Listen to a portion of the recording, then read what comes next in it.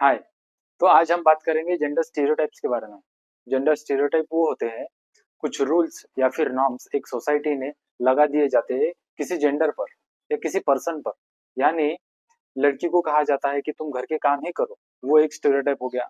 और लड़के को कहा जाता है कि तुम हमेशा स्ट्रांग ही रहो, कभी वीक मत रहो, ये एक स्टीरियोटाइप हो गया। तो इस तरीके से स्टीरियोटाइप्स सोसाइटी में बना दिए जाते हैं।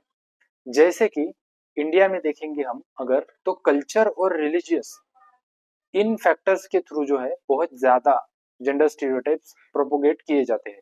और फैमिलीज में अगर हम देखें तो पेट्रियार्कल फैमिली है, यानी पुरुष प्रधान समाज है। इस वजह से मेल डोमिनेंस हमें देखने मिलता है, जिसका असर सिर्फ और सिर्फ वुमन पर नहीं, क्योंकि उन पर जो ऑपरेशन होता है, लेकिन इसका असर मेन पर भी पड़ता है, क्योंकि हमेशा अगर कोई इंसान ब्रेड विनर रहे या फिर हमेशा स्ट्रांग रहे, डिसीजन मेकर रहे, तो उस पर बहुत ज्यादा बोझ पड़ जाता है फैमिली का, और उस वजह से वो as a human being develop नहीं हो पाता पूरी तरीके से।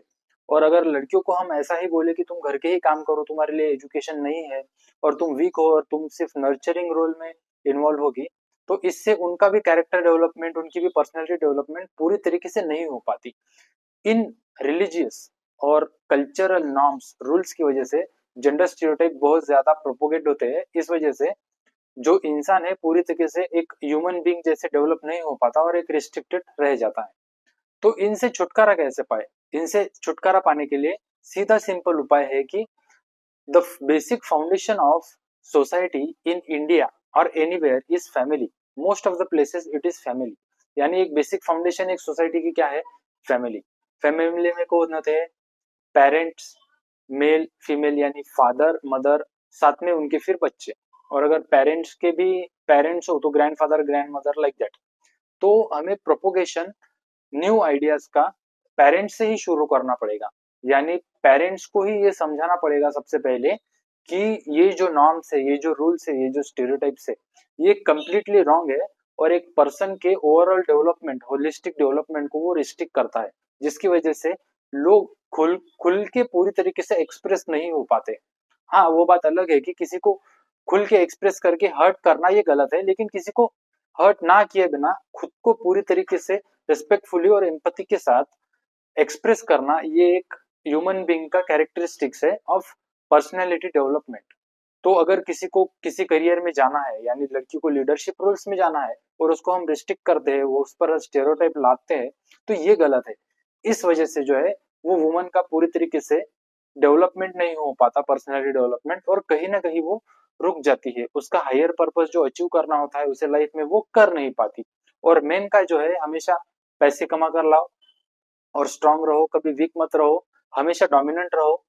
तो इस वजह से पेट्रियार्कल सोसाइटी में ये सारी कैरेक्टरिस्टिक्स मेन को दिए हैं, ये उन पर स्टेरियोटाइप्स लाद दिए गए हैं। तो उन पे और एक स्टेरियोटाइप ये लाद दिया गया है कि तुम्हें पिंक नहीं पसंद, तुम्हें सिर्फ ब्लू पसंद आएगा। तो इस वजह से उनका भी कंप्लीटली जो वीक पॉइंट है, वीक पॉइंट यानी क्या, मतलब हर एक इंसान का कभी ना कभी ऐसा होता है कि वो कमजोर गिरने लगता है इमोशनली। तो इस मोमेंट में उसे किसी न किसी के सहारे की जरूरत होती है। लेकिन ये स्टेरियोटाइप की वजह से वो वीक नहीं दिख सकता, इस वजह से वो खुद होकर लोगों को जो है सपोर्ट नहीं मांग पाता, या फिर कोई सपोर्ट देने आता है तो वो कमजोरी महसूस करता है अगर उसे सपोर्ट कोई देने आ रहा है।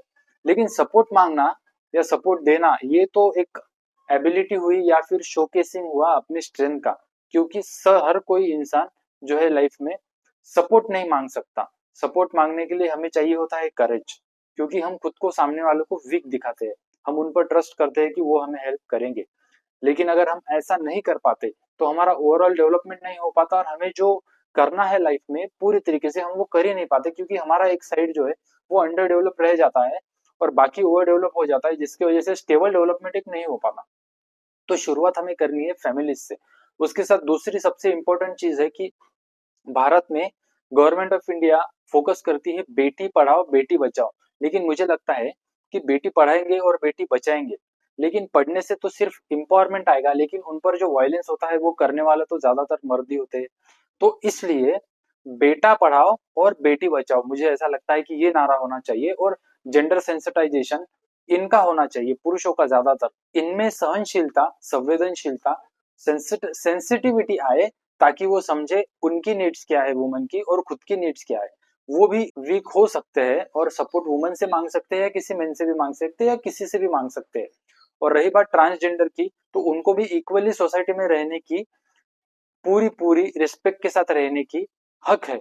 हर एक इंसान को सोसाइटी में रहने का हक है, जब तक वो किसी को हर्ट नहीं करता। तो बेटा पढ़ाओ और बेटी बचाओ। मिलते हैं नेक्स्ट वीडियो में। नमस्ते।